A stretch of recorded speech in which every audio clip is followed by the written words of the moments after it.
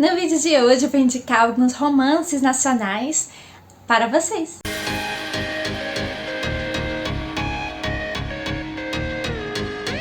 Oi gente, eu sou a Kellen do blog Kellen Vasconcelos e no vídeo de hoje eu vou indicar para vocês alguns romances nacionais muito bons e com alguns autores que talvez não sejam tão conhecidos assim da mídia. Alguns até são, outros nem tanto.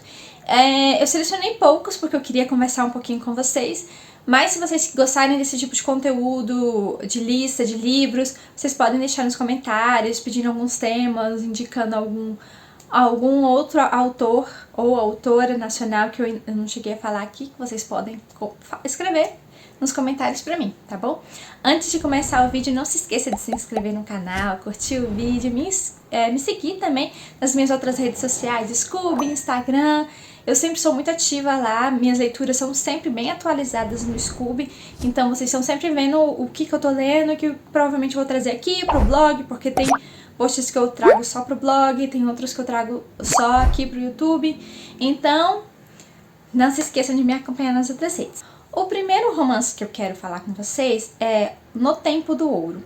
Ele é de uma escritora muito boa chamada Marina Carvalho. Não sei se todos estão familiarizados com esse nome, mas nos últimos tempos os livros dela têm ficado mais famosos e tal. Então, sim, é muito comum a gente encontrar escritores brasileiros que não são só escritores, eles têm outras profissões. Como eu já até expliquei pra vocês no vídeo da trilogia do Não Pare, que a Pepper, a escritora, ela é dentista, então ela tem um consultório dela de dentista e ela também é escritora. Eu vou deixar até nos cards pra vocês, caso vocês não tenham visto, pra depois desse vídeo vocês poderem assistir, tá bom? Então, no caso da Marina, ela é uma professora. Ela é uma professora e, assim, ela de português, né, literatura e tal. E ela tem essa parte também bem alta na vida dela de escritora. Ela já publicou muitos livros, eu vou indicar, no geral, nessa lista, 2 livros dela, que são muito bons, são muito diferentes um dos outros, pegadas completamente diferentes. Ela é mineira, então, assim, nesse livro, No Tempo do Ouro, ela traz muito sobre a história de Minas Gerais, da época da colonização.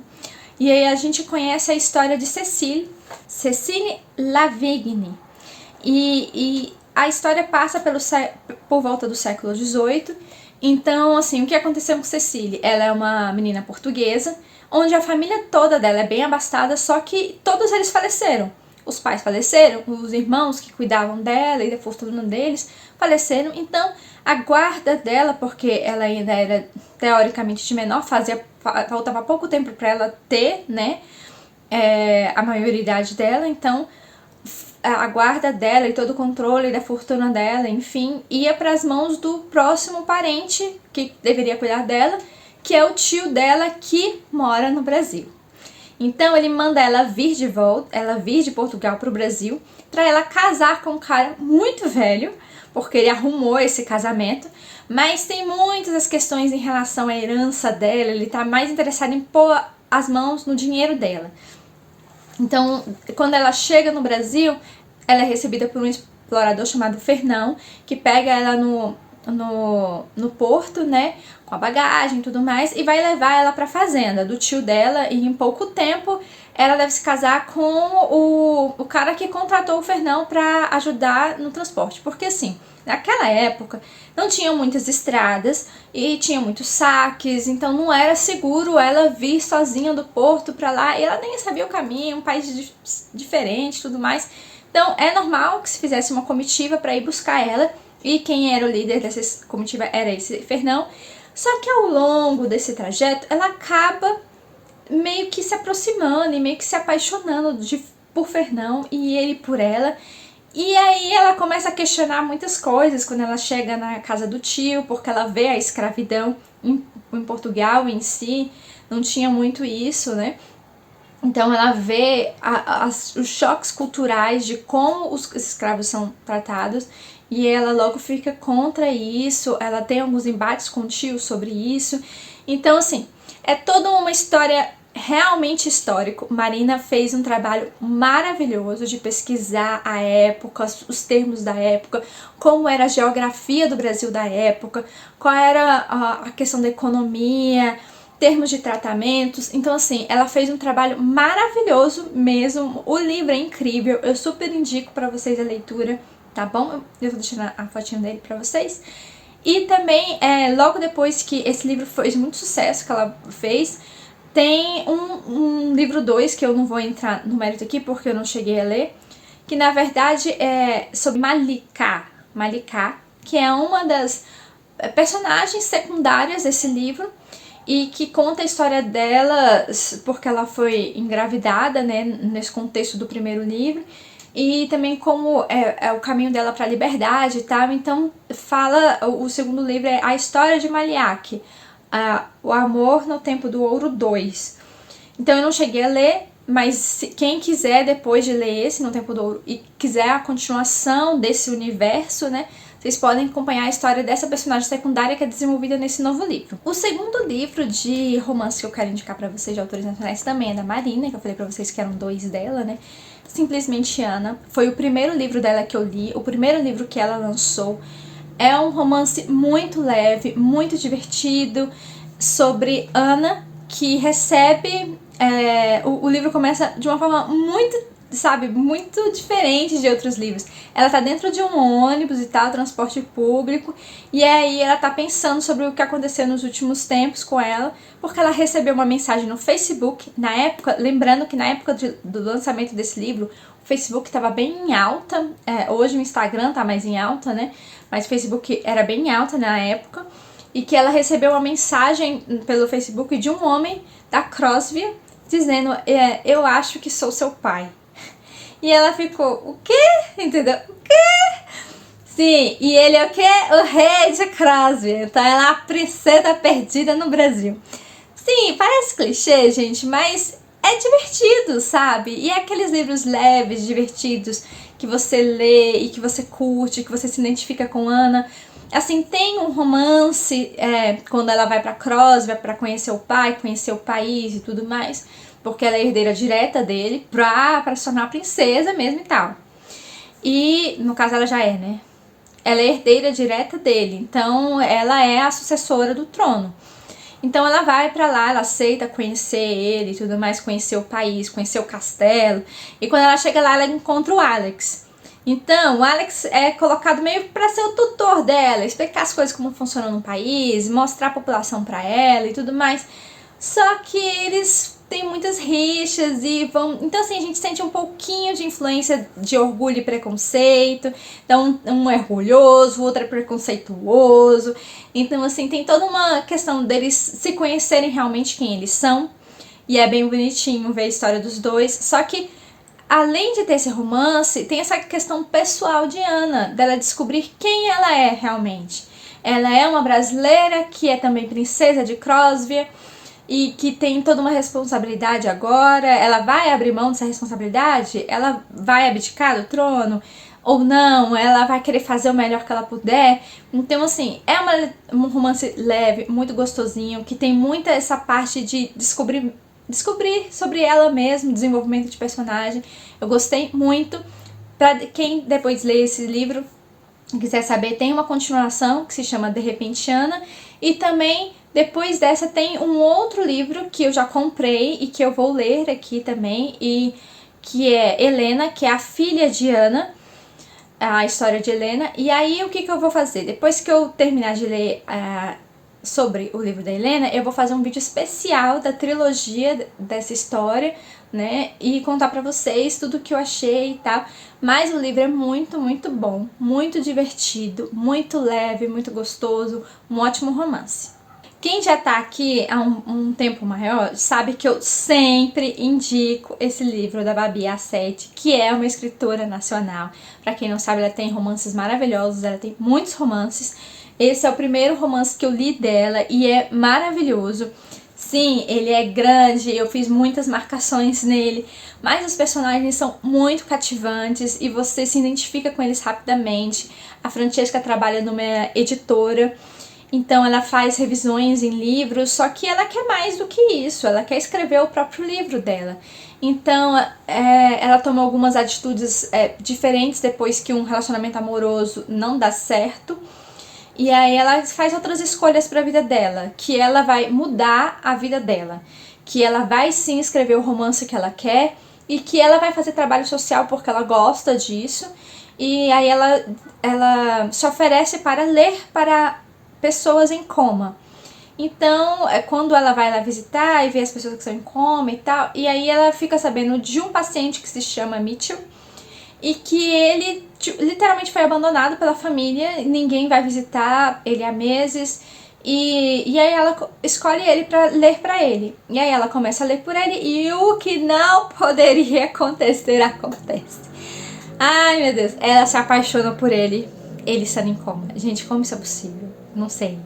Então eu sei que rola. E do nada ali, pá, ele desperta. E aí ela tem aquela frustração, sabe? Porque ele não reconhece ela, ele não quer saber nada dela, ele quer voltar pra vida dele. E ele era tipo um magnata, milionário e tal. E, enfim, em toda uma questão de família envolvendo Mitchell. Tem as questões de família envolvendo a Francesca. Então ela fica muito decepcionada e ela, tipo, literalmente, quer saber? Eu vou cuidar da minha vida. E sim, sabe? Ela vai cuidar da vida dela. Ela publica o livro que ela tava lendo pra ele, que era só um rascunho. Ela publica, ela recebe uma herança em outro lugar, de uma casa de um parente dela, e aí ela vai lá tomar posse da casa e descobrir se ela fica com a casa, se ela vende a casa. Dentro desse período, o Mitchell se recupera, sai do hospital, e aí ele para na frente de uma livraria e ele vê o livro de Francesca. E ele lê alguns trechos ali. Eu sei essa história, eu sei o que vai acontecer. E aí ele começa a se questionar por que ele sabe a história de um livro inteiro que ele nunca leu, que ele nunca viu. Aí ele vai atrás do hospital para saber o que aconteceu na época que ele ficou em coma. E aí eles contam sobre a Francesca que lia pra ele, mas eles não sabem o que ela lia pra ele. Aí ele começa a ir atrás dela e aí leva o romance.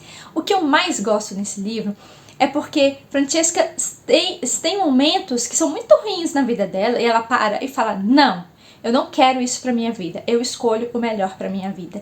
Então é incrível, gente, sabe? O desenvolvimento de personalidade da Francesca, das emoções dela querer o melhor pra ela. Ela tem uns gatinhos também que aparecem no livro, é muito fofo. Então, assim, e aí rola essa questão desse romance com o Mitchell, né? Demora, ele tem que conquistar ela, né? Ele deu um toco nela, né? Enfim, ele tem que conquistar ela. Mas outra coisa que é muito legal nesse livro é que o livro não acaba aí. A gente começa a ver o relacionamento deles, sabe? Como românticos, como namorados e tal. E aí a gente começa a ver eles como um casal, o dia a dia deles como um casal. E é muito bonitinho ver isso, gente. Ai, super indico, gente. Uma leitura incrível, um romance maravilhoso. Para fechar as indicações desse vídeo, eu quero mostrar pra vocês um livro muito diferente, que tem romance sim, mas ele também tem uma parte de fantasia. Foi muito interessante como eu conheci, na época, foi bem na época que eu comecei a ler os livros da Marina, eu conheci a Tati Durões, e eu conheci essa obra dela, Faces da Luz, que ela estava organizando para publicação. Então ela publicou esse livro de forma independente, ela fez as artes, né, contratou gente para fazer as artes, fez a revisão, fez tudo, e publicou de forma independente. Depois ela publicou o volume 2, As Faces das Sombras. Eu comprei, tá aqui, mas eu tô esperando ela lançar o volume 3. Pra eu, quando eu começar a ler o segundo, já emendo no terceiro. Ela é super aberta, gente, a conversas e tal. Inclusive, ela tem canal aqui no YouTube, a Tati. Eu encontrei e fiquei sabendo do livro dela na época pelo Facebook, porque na época realmente o Facebook era muito utilizado pelos escritores para divulgar seus livros. Eu não sei hoje, né, eu acho que o Instagram tem sido mais utilizado, mas ela fez toda a campanha dela por lá, ela fez tudo sozinha. Então, hoje, fisicamente, acho difícil vocês acharem, mas tem um e-book na Amazon para compra, né? Assim, é uma história muito diferente e que a gente consegue ver inspirações de Senhor dos Anéis e também de bruxos. Então, assim, porque a protagonista, a Tayara, ela, logo no início do livro, a gente descobre que ela é a reencarnação de uma bruxa.